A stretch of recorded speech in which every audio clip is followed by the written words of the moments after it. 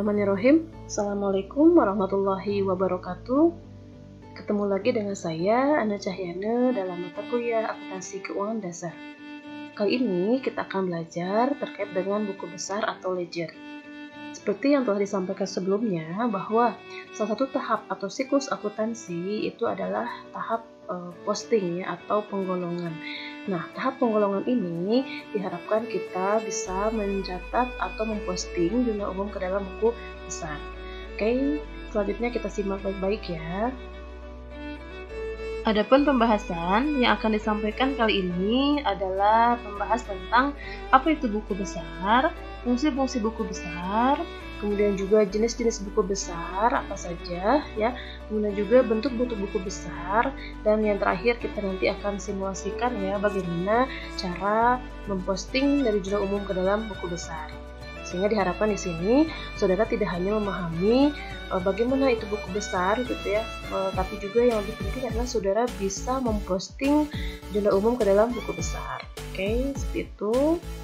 Nah, kita lihat apa sih sebenarnya buku besar itu ya. Buku besar atau ledger adalah kumpulan perkiraan-perkiraan yang berfungsi sebagai tempat untuk mencatat perubahan harta, utang, modal, pendapatan, dan beban ya.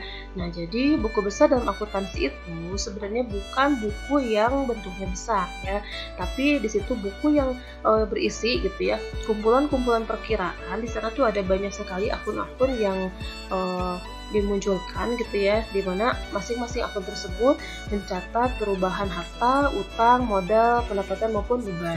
Dengan kata lain, ke dalam buku besar ini kita dapat melihat bagaimana mutasi dari masing-masing akun tersebut. Kemudian juga kita juga bisa melihat saldo akhir dari masing-masing akun tersebut berapa, yang kemudian nanti akan dimasukkan ke tahap berikutnya ya, seperti itu, atau tahap pengikhtisaran. Ini diantara definisi dari buku besar.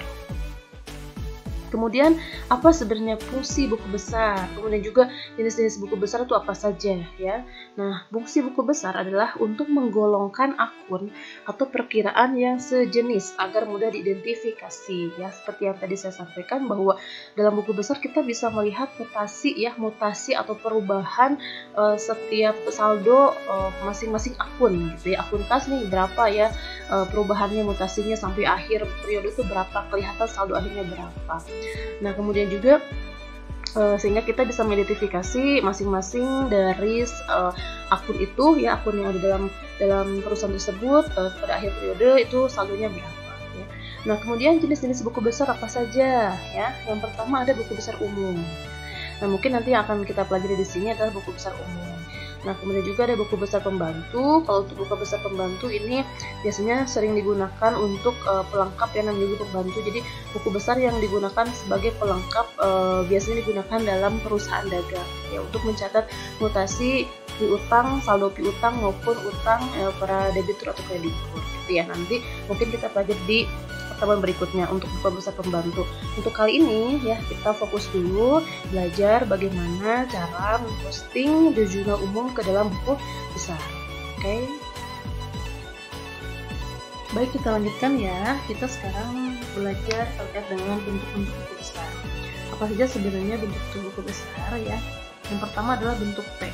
Jadi bentuk T ini sebenarnya bentuk buku besar yang paling sederhana ya, yang kita temui. Di situ hanya memuat sisi debit dan kredit ya. Kolomnya tuh hanya ada 2 kolom seperti layaknya bentuk T gitu kan. Kemudian yang kedua ada bentuk kontrol atau 2 kolom. Nah, di sini ada kolom debit kredit itu ada 2 ya. Kolom debit kreditnya ini bentuknya kontrol gitu kan sebelah. Kemudian bentuk saldo tunggal 3 kolom ya. Ini ditambah dengan kolom saldo ya. Dan juga yang terakhir adalah bentuk stafel atau 4 kolom. Nah, kalau untuk bentuk stafel 4 kolom ini menyediakan kolom nominalnya ya, debit kredit itu ada 4 ya. Nah, nanti ini saudara juga mungkin yang akan sering digunakan ya untuk pembelajaran khususnya adalah bentuk stafel 4 kolom, agar nanti memudahkan kita bisa mengidentifikasi berbagai mutasi atau perubahan setiap saldo akun gitu ya, seperti itu. Ini diantara bentuk-bentuk besar ya.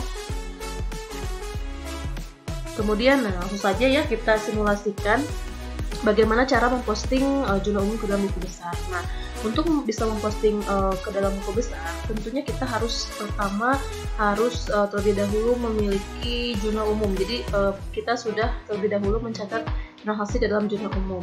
Nah, pertemuan kemarin saudara sudah belajar bagaimana cara mencatat jurnal ya, atau cara mencatat transaksi ke dalam jurnal, sehingga di sini jurnal umumnya sudah tersedia kan ya.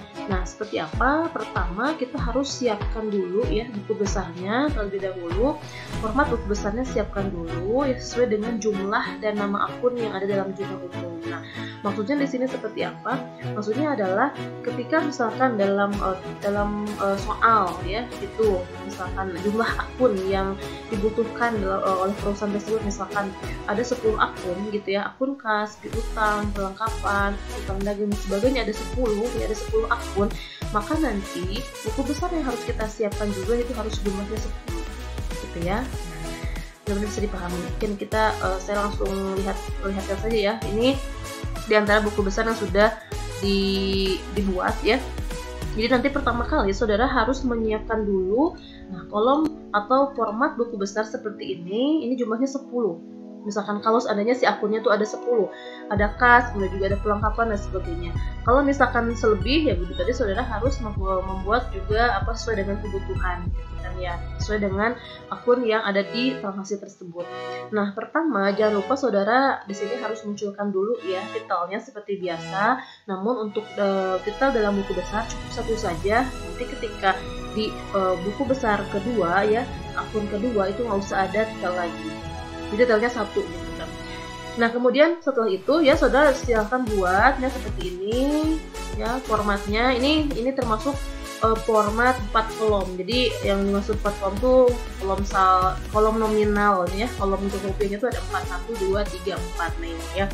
Ini. Nah, kalau tanggal seperti biasa ya, ini diisi dengan tahun, bulan dan juga tanggal transaksi. Kemudian juga nih keterangan diisinya dari keterangan yang ada dalam jurnal umum ya, itu kan ada keterangannya ya.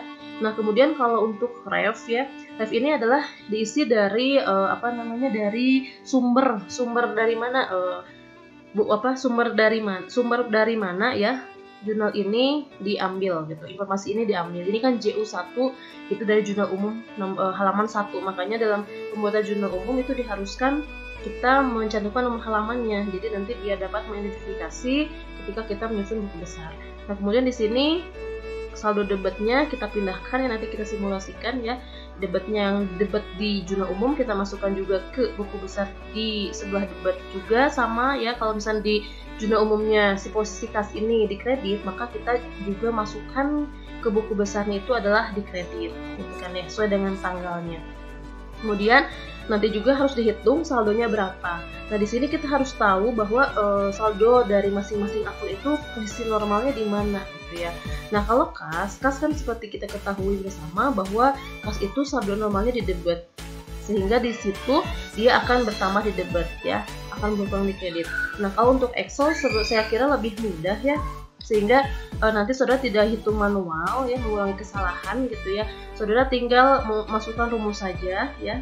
Jadi saldo awal ditambah dengan debit, kemudian dikurangi dengan kredit. Nanti hasilnya akan muncul dan tinggal saudara copas ke bawah. Jadi lebih otomatis, lebih cepat sebenarnya ketika mengerjakan menggunakan Excel ya. Gitu. Nah, kembali lagi tadi ya, tahapannya pertama saudara buat dulu buku besar sebanyak akun yang dibutuhkan atau akun yang ada dalam transaksi ya. Seperti ini dibuat dulu. Jadi dibuatnya jangan satu-satu. Jadi jangan dibuatnya satu-satu kas dulu dibuatin ya sampai sini, kemudian diselesaikan satu kas ini buku besar untuk kas diselesaikan, tidak. Tapi saudara buat dulu semua gitu ya, buku besarnya semua. Berarti kan kosong ya. Kalau ini kan sudah terisi, formatnya kosong semua. Nah, jangan lupa nanti dimasukkan juga nama akun dan nomor akunnya. Kan ya, nama akunnya nomor akunnya apa juga gitu ya, seperti itu. Kita lihat lagi tahap berikutnya ya. Nah, di sini yang kedua adalah tuliskan nama akun dan nomor akun. Ini barusan ya sudah disampaikan. Jadi nanti jangan lupa saudara setelah menyiapkan 10 atau misalnya beberapa akun yang dibutuhkan dalam transaksi ya, dalam soal, saudara jangan lupa masukkan nama akun dan nomor akunnya. Ini harus berurutan gitu. Jadi jangan kas dulu, jangan setelah kas itu misalkan modal gitu ya, atau setelah kas itu misalkan piutang. Tapi saudara runtut dari mulai aktiva ya, sehingga nanti nomor akunnya ini akan berurutan seperti itu, sehingga mengurangi tingkat kesalahan ya. Nah, setelah masing-masing buku besar disertakan nama akun dan nomor akunnya ya, selanjutnya saudara harus memasukkan saldo awal masing-masing akun. Nah, ini dari mana? Dari neraca saldo dalam soal. Tapi ini jika ada ya. Jadi kalau misalkan di soal ada atau diketahui neraca saldo awal ya untuk perusahaan tersebut, maka biasanya dalam neraca saldo tersebut ada saldo untuk masing-masing akun. Nah, saldo awal masing-masing akun tersebut kita harus masukkan ke dalam buku besar. Nah, caranya seperti apa? Caranya tinggal kita masukkan saja di sini. Nah, gitu ya. Ini tulis saldo ya. Nah, kemudian tinggal langsung ditulis di sini berapa. Kebetulan kalau yang saya simulasikan ini sebenarnya di soal tidak ada saldo, tidak diketahui ya, neraca saldo awalnya tidak diketahui, sehingga kita kosongkan saja. Tapi ketika misalkan diketahui ada neraca saldo atau ada neraca saldo awal di soal ya, saudara nanti tinggal masukkan saja di sebelah debit. Kenapa di debit? Karena kalau kas itu pasti saldonya itu di debit, gitu ya. Namun kalau misalnya untuk utang dagang, kalau seandainya ada saldo pasti dia di kredit. Jadi kita melihatnya nanti neraca saldonya aja ya, posisinya di mana. Gitu. Masukkan kalau ada saldo awal. Tapi kalau tidak ada kita kosongkan ya. Seperti itu. Oke, kemudian tahap selanjutnya adalah posting masing-masing akun sesuai dengan urutan transaksi ya. Sekali lagi, posting masing-masing akun sesuai dengan urutan transaksi yang ada di dalam jurnal umum. Nah, langkah selanjutnya, saudara ketika saldo awalnya sudah terisi gitu ya, saudara harus menginput masing-masing transaksi gitu ya, masing-masing akun jurnal dalam buku besar ini. Caranya adalah kita harus balik ke jurnal umum, karena jurnal umum ini merupakan sumber informasi utama untuk dibuatnya buku besar. Tanpa ada jurnal umum, buku besar tidak akan dapat dibuat, gitu ya. Nah, caranya di sini kan dalam jurnal umum ini, jurnal umum yang sudah saudara buat sebelumnya ya, di sini kan sudah memuat beberapa macam jurnal ya. Nah, cara pertamanya adalah saudara masukkan per tanggal. Misal gini, pertama kas ya. Kita cari di sini buku besar untuk kas. Nah, ini kan gitu ya. Nah, coba balik lagi. Di sini tanggal berapa? Kita masukkan tanggal 2 ya. Tanggal 2 ininya halaman 1, ini kan jurnal umum ya. Tanggal 2 kita masukkan tanggal 2. Nah, apa sih tanggal 2 itu? Keterangannya adalah setoran modal awal. Kita copot aja di sini ya, setoran modal awal. Kemudian pindahkan ke buku besar, setoran modal awal. Nah, gitu ya. Jadi keterangan ini diisi dengan keterangan perihal apa. Makanya di jurnal umum diminta ada keterangannya. Nah, setelah itu di sini ada ref ini baru harus diisi. Nah, ini adalah sumber dari mana informasi ini didapatkan, itu tadi ya dari jurnal umum halaman 1. Maka tulis JU1. Ya, kalau misalkan dari jurnal pembelian Bu, misalkan ya, kalau nanti misalnya dalam perusahaan dagang, berarti misalkan biasanya PB gitu, jurnal pembelian. Atau misalkan jurnal penjualan Bu, JP1, JP2 dan seterusnya. Pokoknya ini JU itu inisial dari jurnal umum ya, biasanya seperti itu. Halaman berapa? Halaman 1. Kalau misalnya seandainya halamannya 3, ya udah berarti di sini JU3. Oke, gitu ya. Nah, kemudian setelah itu masukkan juga berapa rupiahnya. Ini kan kas ya, masukkan di debit 1.500 ya, 1.500 di debit. Kita langsung kan ini di debit, hati-hati ini debit, kita juga langsung masukkan ke debit. Yang sampai saudara salah memasukkan, yang harusnya di debit masukkan kredit, tidak, tapi di sini kan debit langsung copas langsung ke debit juga. Nanti otomatis ini akan berubah ya, saldonya akan bertambah seperti itu. Nah, kemudian setelah misalkan satu akun kas ini sudah terisi, sudah diposting gitu ya, maka saudara jangan lupa cantumkan nomor akunnya di sini, di nomor ref yang ada jurnal umum. Karena dulu ketika saudara membuat jurnal umum, ya ref ini belum terisi.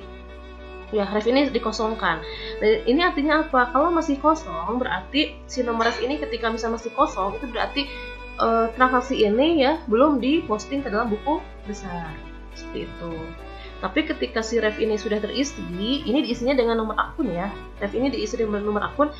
Artinya adalah ketika si ref ini terisi, berarti untuk kas ya, untuk modal awal yang ini tuh sudah diposting ke dalam buku besar gitu. Jadi untuk memudahkan kita untuk mengecek gitu kan ya, apakah si akun ini sudah di-posting belum ke buku besar. Kalau sudah, kita kasih ref ini, dan ref ini adalah tanda gitu ya, sebagai tanda bahwa ini sudah terposting. Ini ref ini adalah berasal dari nomor akun itu sendiri. Ini kas itu kan kebetulan nomor akunnya 111 di sini. Nah, makanya kita langsung masukkan saja 111 gitu ya, jumlahnya 1.500. Nah, oke, kalau sudah selesai tanggal 2 ya, yang pertama ya, kita langsung ke sini. Nah, jadi saudara selesaikan sampai satu-satu sampai ke bawah. Jangan saudara pilih kas dulu gitu ya. Pertama kas, kemudian juga cari kas. Pokoknya akun buku besar untuk kas dulu diselesaikan. Jangan, tapi saudara harus runtun dari atas dulu. Setelah kas apa nih? Modal. Oke, kita masukkan ya, modal Nona Dewi. Kita cari nih nama akun buku besar modal ya. Nah, ini modal. Tulis seperti biasa tanggalnya. Nah, tanggal berapa tadi? Tanggal 2 ya. Perihalnya apa? Setoran modal. Kemudian refnya dari mana nih? Jurnal umum halaman 1, karena masih sama ya, halaman 1. Nah, kemudian kalau sudah, misalkan ya, jadi berapa rupiahnya? 1.500 di kredit, tinggal copas, kemudian masukkan ke buku besar, ke kredit juga. Awas jangan sampai salah memasukkan ya. Karena kita ingat kalau modal itu kan bertambahnya di kredit, saldo normalnya di kredit. Maka di sini kita langsung masukkan kredit ya. Kemudian ini otomatis akan bertambah. Dan ini juga sama saldonya juga, kita harus tahu bahwa kalau modal itu bertambahnya atau saldo normalnya di kredit, maka kita letakkan nanti saldonya itu adalah di kredit. Ya, makanya dulu pertama kali saudara harus belajar tentang saldo normal. Nah, tujuannya adalah biar nanti ketika memposting ya atau menjurnal itu saudara tidak salah paham atau tidak keliru. Ya, nah kita masukkan nih. Kalau sudah dimasukkan, jangan lupa kita tulis nanti di ref untuk jurnal umumnya berapa. Nah, ini adalah kebetulan modal Dewi ini, akun modal Dewi ini nomor akunnya adalah 311. Maka kita masukkan 311 ke dalam ref untuk akun yang kedua ini, gitu ya. Nah, seperti itu. Jadi saudara jangan menyelesaikan satu-satu dulu, misalkan buku besar untuk kas dulu, tidak ya. Tapi saudara step by step sesuai dengan informasi yang ada di sini. Karena kalau misalkan kas dulu diselesaikan, nanti khawatirnya ada yang terlewat. Nah, kalau seperti ini kan runut gitu ya. Nah, kalau sudah misalkan ya beban sewa, coba kita masukin lagi nih beban sewa, kita cari ya, yang tadi sudah disediakan pas ketika awal. Beban sewa, coba buku besar untuk beban sewa mana harus dibuat dulu, jangan sampai satu-satu dibuatnya ya, agar nanti mudah mempostingnya. Beban sewa, nah ini kan beban sewa ada ya. Nah, tanggal berapa? Beban sewa itu tanggal 3. Oke, tanggal 3 kita masukkan tanggal 3. Kemudian keterangannya adalah pembayaran sewa. Ya, tulis juga. Kemudian sumbernya dari mana nih? Masih jurnal umum juga, halaman 1 ya. Kemudian kita pindahkan nih beban sewa di mana nih posisinya? Di debit ya. Kita copas, debit harus debit juga. Nah, masukkan ke debit juga. Kemudian nanti langsung muncul saldonya berapa. Saldonya harus di debit juga ya, karena untuk beban itu saldo normalnya di debit. Oke, seperti itu ya. Kemudian satu lagi, sudah beban sewa ada apa nih? Kas. Oke, tanggal 3 masukin lagi nih ke buku besar kas. Masuk kas tanggal 3 ya. Dari keterangannya pembayaran sewa, kasnya masih sama, jurnal umum ya. Kemudian berapa sih nominalnya? Nih, kas berkurang Rp120. Kita tinggal pindahkan kredit ini, kas kredit ini Rp120, masukkan ke sini Rp120. Maka nanti saldonya akan berkurang ya. Karena ini debit dikurangi kredit akan berkurang. Itu dan seterusnya sampai saudara nanti semua yang jurnal-jurnal yang ada dalam jurnal umum ini selesai diposting ya ke dalam buku besar, semuanya sudah selesai sampai sini ya, sudah selesai. Itu berarti sudah sudah selesai proses posting jurnal umum ke dalam buku besar gitu ya. Jadi mudah-mudahan dipahami ya. Untuk proses postingnya tadi saya sampaikan lagi, tidak boleh satu-satu per akun, tapi harus berurutan sesuai dengan urutan transaksi yang ada di jurnal umum ya. Oke, kemudian kita lanjutkan ya. Nah, kalau misalkan setelah diposting ya, tadi sudah diposting sesuai dengan urutan, tadi dituliskan juga nomor refnya, sudah ya. Dan yang terakhir adalah yang kita butuhkan itu adalah berapa saldo masing-masing dari buku besar tersebut. Nanti kita harus tahu, harus bisa menjumlahkan, bisa menuliskan berapa saldo akhirnya ya. Nah, di sini sudah ketahuan saldo akhirnya itu adalah yang merupakan saldo pada akhir akhir buku besar ini ya. Misalnya kalau di sini kan akun kas untuk buku besar kas, saldo akhirnya ini yang paling ujung, yang paling terakhir ini adalah saldo akhirnya. Maka kita langsung masukkan aja di sini saldonya adalah sekian. Gitu ya, saldonya adalah sesuai dengan saldo akhir yang ada di sini gitu ya. Kemudian juga sama untuk perlengkapan juga kita langsung masukin aja. Sebenarnya ini sudah merupakan saldo akhir ya, cuman saya buatkan juga di sini agar kita bisa mengidentifikasi ini saldo akhirnya sekian gitu ya. Nah, kita tinggal copas aja saldo akhirnya berapa ya, yang berada pada baris terakhir ya buku besar masing-masing akun gitu ya. Nanti ditulis saldonya berapa, dan dari saldo inilah nanti yang akan dijadikan bahan untuk membuat neraca saldo gitu ya. Nah, itu untuk buku besar seperti itu ya. Saya rasa insya Allah mungkin ya mudah ya. Tinggal tadi saudara sekali lagi sudah siapkan dulu buku besarnya ya, dimasukkan nama akun dan juga nomor akunnya, dibuat untuk beberapa akun yang dibutuhkan sesuai dengan akun perusahaan yang ada di soal. Kemudian jangan lupa masukkan saldo awalnya kalau ada. Kemudian juga saudara mulai posting buku besar per transaksi. Setelah itu saudara harus tahu saldo akhirnya berapa gitu ya. Seperti itu, mudah-mudahan bisa dipahami ya. Nanti kalau misalnya ada yang perlu ditanyakan, boleh saudara diskusikan. Oke, sekian ya untuk materi buku besar. Terima kasih atas perhatiannya. Wassalamualaikum warahmatullahi wabarakatuh.